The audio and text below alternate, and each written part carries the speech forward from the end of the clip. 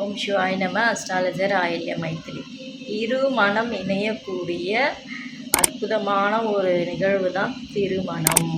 இந்த 2 மனத்தில் பார்த்திங்கன்னா 2 சுழினா இருக்கும்.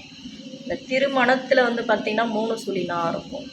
மனமாக வீசணும் அப்படின்னு இருக்கும். இந்த மனமாக வீசுறதுக்கு தான் ஒரு அடைமொழியாக திருன்ற வார்த்தையை நம்மளுடைய முன்னோர்கள் கேட்டு இரு மனமும் இணையும் நிகழ்வு திருமணமாக வச்சாங்க. ஆனால் திருமணம்னா என்ன? மனம்னா என்ன? நல்ல நறுமணம் வீசக்கூடிய 2 மனமும் சேர்ந்து வாழ்க்கையில் நல்லா நறுமணமாக வீசி நல்லா வாழ்க்கணும், வம்ச விருத்தி அடையணும் அப்படின்றதுக்காக வச்சது தான். ஆனால் இப்போது நடைமுறையில் திருமண வாழ்க்கை அப்படின்றது மிகப்பெரிய ஒரு கேள்விக்குறியாக இருக்குது. நல்ல நறுமணம் வீசுதோ இல்லையோ, மிக மிக மோசமான ஒரு சில மாசு படைந்த நிலைமையில் தான் நிறைய பேரோட திருமண வாழ்க்கையை நகர்ந்துட்டுருக்கு. ஸோ இதுக்கெல்லாம் என்ன காரணம்? ஜாதகம் பார்க்க வரவங்க மேக்ஸிமம் திருமண பொருத்தத்தில் நட்சத்திரத்தை பொருத்தத்தை பார்த்து இணைச்சி வாழ்க்கையே ஒரு வழியாக பண்ணி வச்சுருவாங்க 2 பேருக்கும்.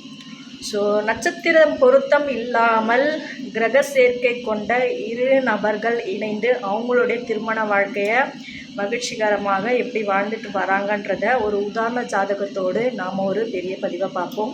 ஸோ நட்சத்திரம் பொருத்தமே இல்லாமல் வெறுமனே கிரக சேர்க்கை மட்டும் அந்த திருமண தம்பதியரை மிகப்பெரிய ஒரு நல்ல ஒரு அமைப்பை அவங்களுக்கு கொடுத்துட்ருக்கு. அது மட்டும் இல்லாமல் இந்த 2 மனமும் எந்த சூழ்நிலையுமே இவர் இல்லாமல் இந்த அம்மா இல்லை, இந்த அம்மா இல்லாமல் இவங்க இல்லை அப்படின்ற ஒரு அமைப்பை ஒரு அழகான ஒரு காதலை அவங்களுக்குள்ளே கொடுத்துட்ருக்கு. அப்படிப்பட்ட ஒரு கிரக சேர்க்கை கொண்ட ஒரு அமைப்பை நம்ம திருமண வாழ்க்கையில் பொருந்தும் பொழுது அந்த தம்பதியர்கள் என்றைக்குமே பிரிஞ்சே போக மாட்டாங்க. ஸோ அப்படிப்பட்ட ஒரு ஜாதகங்கள்லாம் எப்படி இருக்கும்னு தெரிஞ்சுக்க ஒரு ஆர்வம் இருக்கும் இல்லையா நமக்கு. ஸோ அதை பற்றி நீங்கள் பொறுமையாக தெரிஞ்சுக்கணுன்னா அஸ்ட்ராலஜர் ஆயில்ய மைத்திரின்ற யூடியூப் சேனலை சப்ஸ்கிரைப் பண்ணி வச்சுக்கோங்க. நான் போடக்கூடிய வீடியோஸ் உங்களுக்கு அதில் வரும், முழு பதிவாக வரும், உதாரண ஜாதகத்தோடு வரும். ஸோ நன்றி, வணக்கம், வாழ்க நலம். ஓம் சிவாய நம.